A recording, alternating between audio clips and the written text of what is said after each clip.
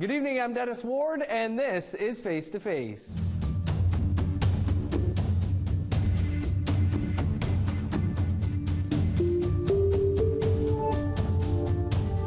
Our guest this week is Cree filmmaker Jules Koostachin. Koostachin is a member of Adaptation First Nation in Northern Ontario. She has directed a number of short films and documentaries and recently released her first feature film, Broken Angel, with a cast that includes her son. She's also going to be co-writing the screenplay for the recently announced film adaptation of Richard Wagamese's novel, Ragged Company. Jules, welcome to the show. Wache, thanks for having me. Great shirt. I'll start it off by saying, love that. Yep, thank you. As soon as we, that thing happened on the news, I'm sure it was available everywhere. So I was the first one to buy this from the Red Style. Very nice. Jules, you've made a lot of short films, and we'll talk about those in a bit. But let's start with Broken Angels, a film that you've spent years working on. Can you tell us about that film? Yeah, so I used to work in the social service sector for many years. I started out in the arts and then ended up a single mom and then had to work 9 to 5. So I worked at a women's shelter, I worked with incarcerated women, I worked at a crisis center. So this film is a tribute to the resiliency of Indigenous women, especially the ones that I worked with at the shelter. I started writing it back in 2006, so it took me a very, very long time to get to this point in my life, in my career, actually. Yeah, it was just, spending time with these women at the shelter, listening to their stories. So Broken Angel is a collection of those narratives. And also, too, I want to add that I think the film adds an inside view or understanding of what it is like to be in a shelter because I had access to that world. So yeah, Broken Angel is a very special film. I started that journey a very long time ago, so I'm really happy to be here today.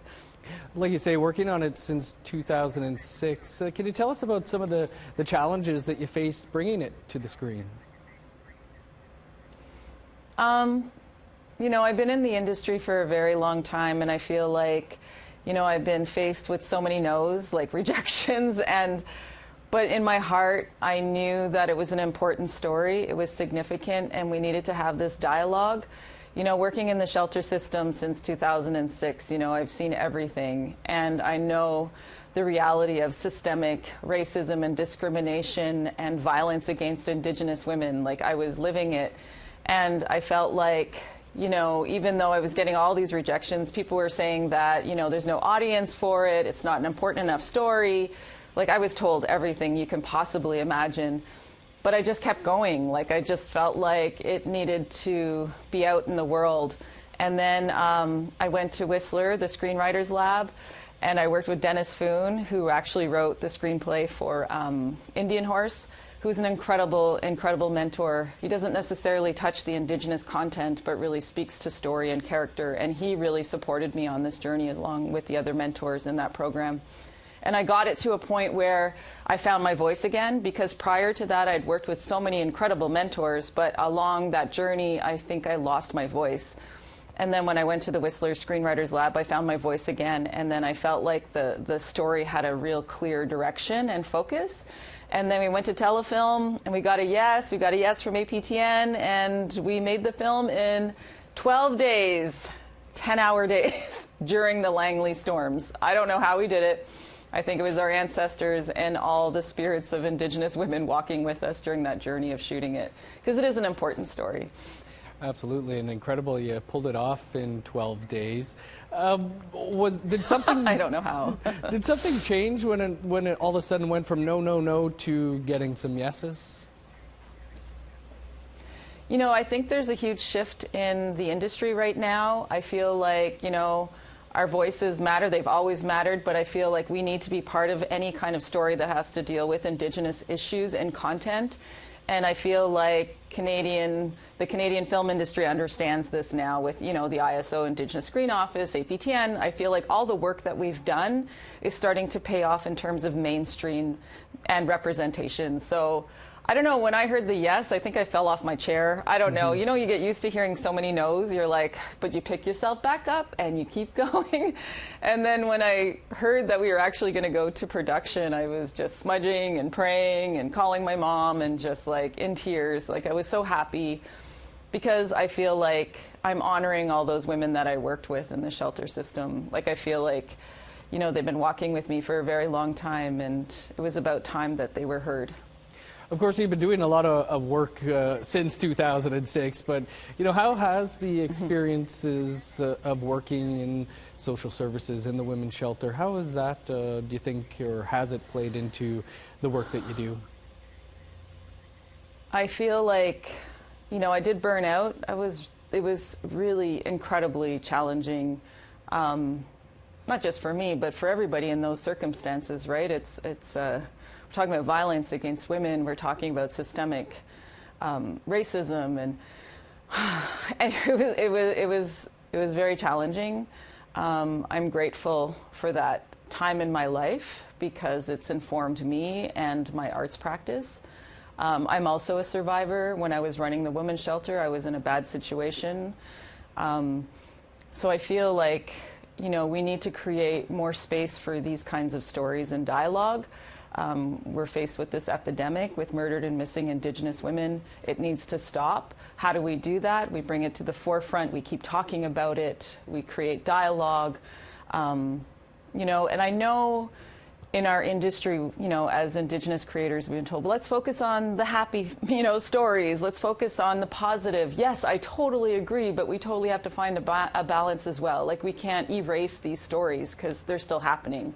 So I think when we have more Indigenous women in key creative roles, then we'll speak to the issues that are important to us and issues that we need to shed light on. So I don't know, when I heard a yes, I was just overwhelmed, happy, and I knew I had a whole journey in front of me because it just doesn't stop there. Like, you have to create a film, right? You have to actually make it and then go into post-production and then birth it into the world, and you know, and then you're very vulnerable because you're just like, oh my God, is anyone going to like this film? And I don't know, it's a long process.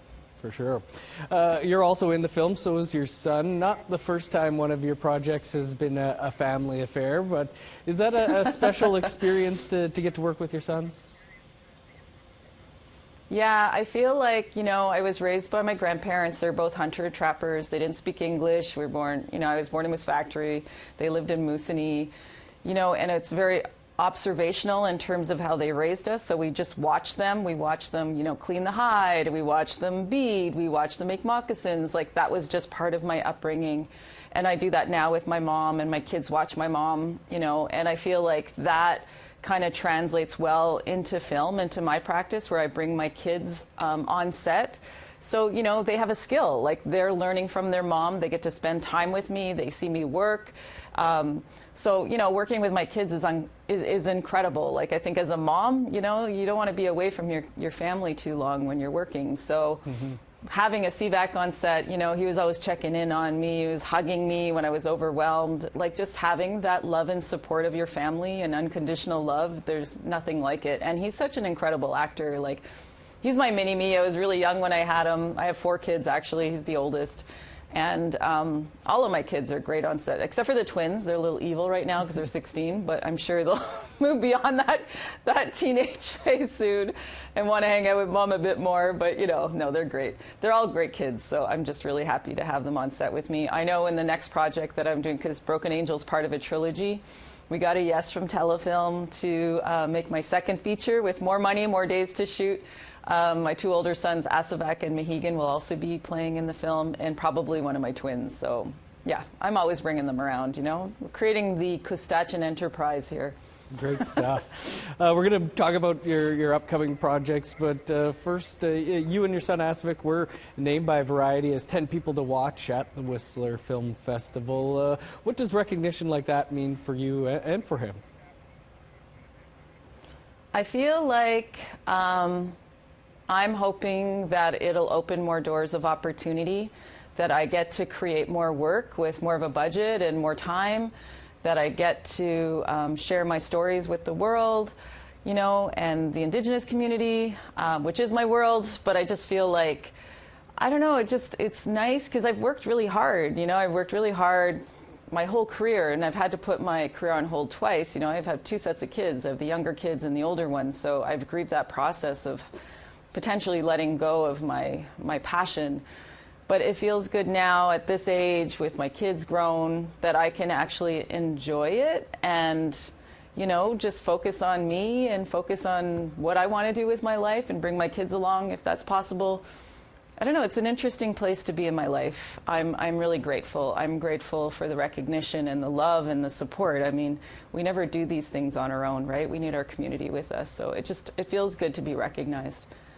Awesome stuff. Jules, we're going to talk more about Broken Angels and your upcoming projects. We just got to step aside for a quick break, and then we'll continue the conversation here on Face to Face with filmmaker Jules Koostachin. Stick around.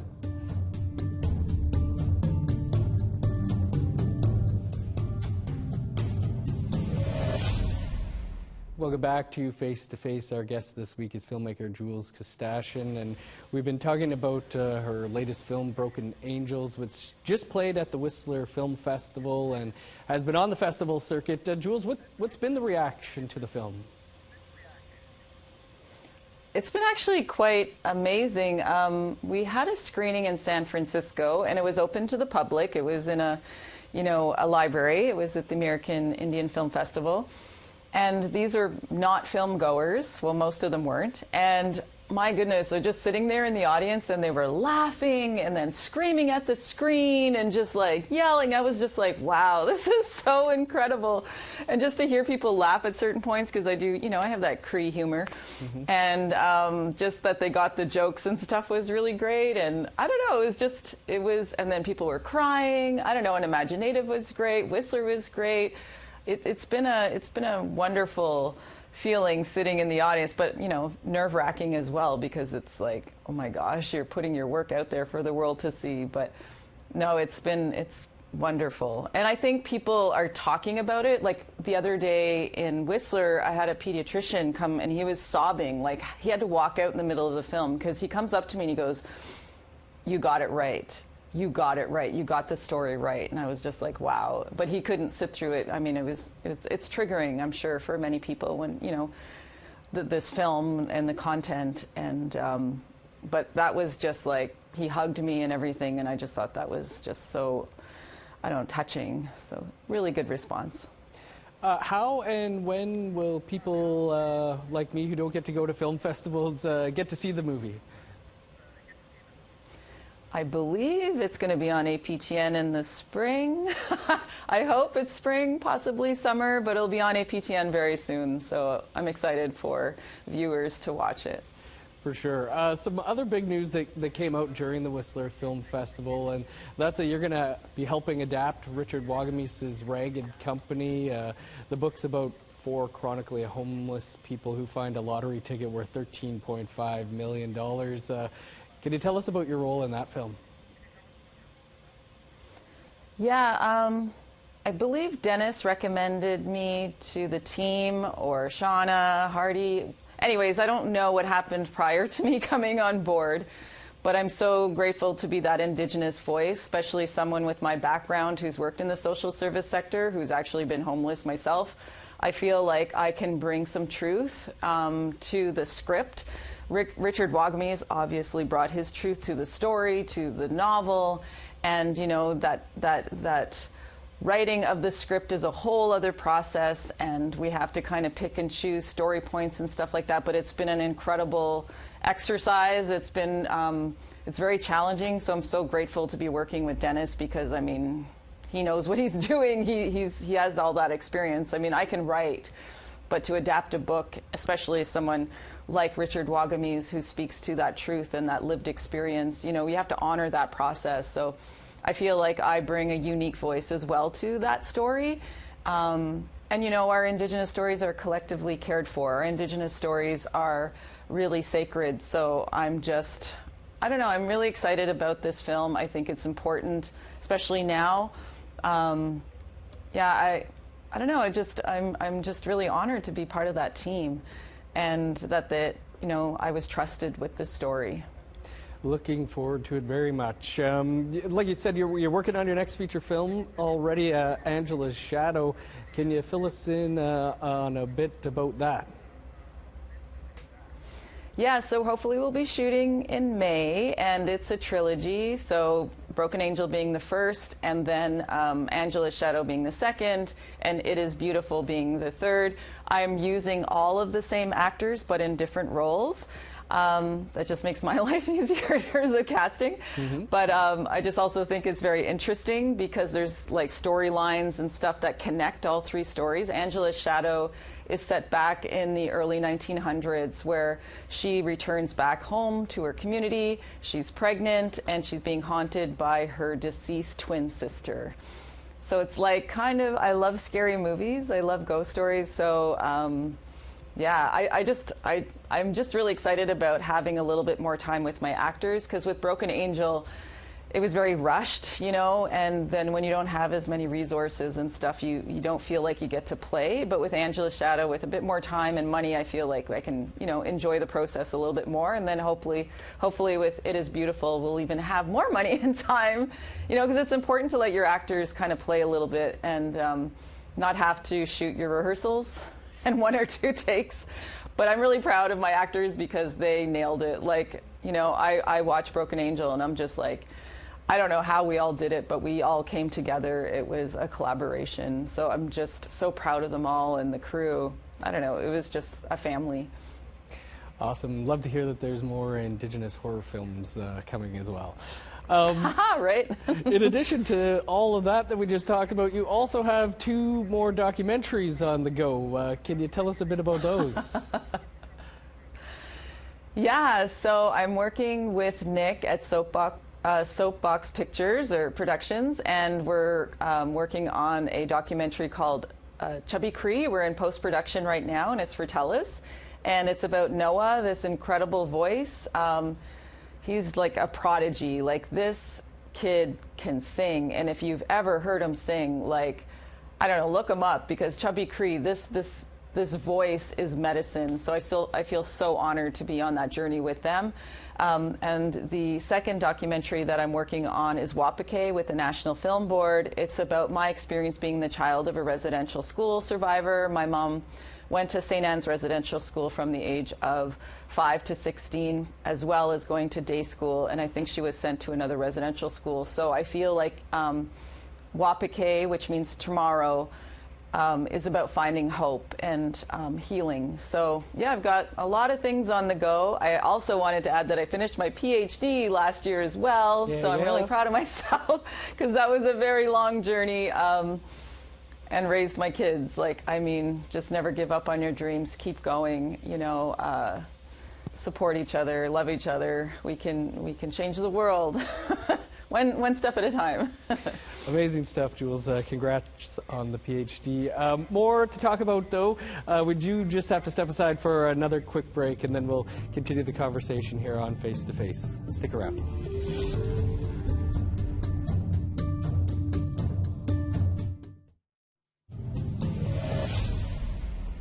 Welcome back to Face to Face. Our guest this week is filmmaker Jules Koostachin. And Jules, a lot of your earlier works and short films were very personal projects. The Language of Human Beings, Placenta, Beautiful Butterfly Monuments. How important were those for you? I was always told that I need to tell my own story first before I tell the stories of others. So it's around positionality, understanding who you are in relation to stories. So I feel like I've done that work now, especially with my documentaries. Again, bringing my children on board, with Placenta and Ashkiki Shigao and Niso Tewak. And those films also, I think, were my kind of a form of resistance in a way, where I'm, sustaining language and informing people of how great we are as a people. ASCII Boys, which was on APTN as well, a TV series. Like, I just feel like especially when I go back to my home community, we're inundated, all these stories of victimhood and so forth. And I'm like, no, our children need to see ourselves represented in a positive manner. So I spent a lot of time creating stories that were very uplifting and about family and love and community and ceremony. And, those are very important stories. So I felt like I've done that work. Now I'm kind of going into the deeper stories of trauma and, being resilient and so forth. And then hopefully, and now I'm starting to tell the stories of others. So I feel like I'm, on this wonderful journey. But yeah, those earlier films for sure are so very important. And they're still being watched. Like my film Kaya Meta for CBC about menopause from an Indigenous lens. I've become the menopause queen all of a sudden, which is kind of cool.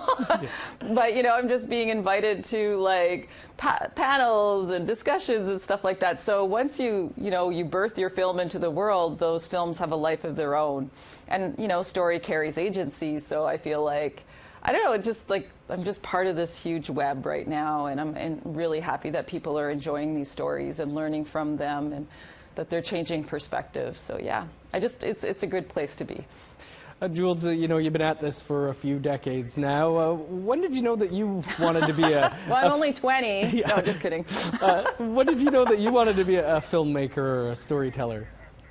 I think I made produced my first play in grade 4. I've always when I was a kid, I always felt like there was a camera on me. So it was always, I don't know, it was a weird thing, let me tell you. But I love film, I love theater. I've just always, grew up with like Cree aunties, so they were always telling stories. So I was just around it, every day of my life. So it's just something that is in me. And I'm really inspired to tell like ceremonial stories as well, and to sustain our language in some way or form. To uplift our stories. I'm also, my PhD, as I mentioned, was around protocol when working with Indigenous stories, so I'm very mindful of that, and I have this awareness. Yeah, I just, it's there, it's in me, it's part of me, it's my, when I zone out and go into that creative realm, it's spiritual, it's important. Yeah, just always knew that this is what I wanted to do, for sure. And my first film that I watched was Flashdance. So I was just, this little kid with my mom, and I was just like, I want to make movies, and here I am. We're down to our last minute or two here, but I certainly wanted to make mention of a show that I really love, and that's Molly from Denali. What a great kid show. You're the voice of Layla, the mom on there. How important would you say that show is for Indigenous youth? Oh my gosh, so important. I mean, I have so many young people recognize me or just hear my voice and know who I am. And, that representation, having, I think it's one of the first animations, isn't it? Like in US, Canada, it's a co-pro, I believe. But, Molly of Denali talks about, it's cultural content. It has language. It talks about relationships and love and family. I mean, we do touch on kind of harder things or more challenging topics, but we do it in a way that is appropriate for a younger audience. But these are the things that are happening in our community with our youth, with our children, so we have to address them, and I feel like Molly of Denali does all that. It's been fun. It's been a couple of seasons now. I kind of went in for my audition. I think I knocked over the stand. I was I don't know, it was a big clown in there. I didn't know what I was doing, and I got the part. So. Awesome. Just be yourself. Well, love that show. Unfortunately, Dr. Jules Koostachin, that's all the time we have for this week. But thank you so much for being on the show, and we're wishing you all the best in the projects ahead. Thank you so much. Chimigwech. And that is all the time we have for this week. I'm Dennis Ward. We'll see you back here on the show next week.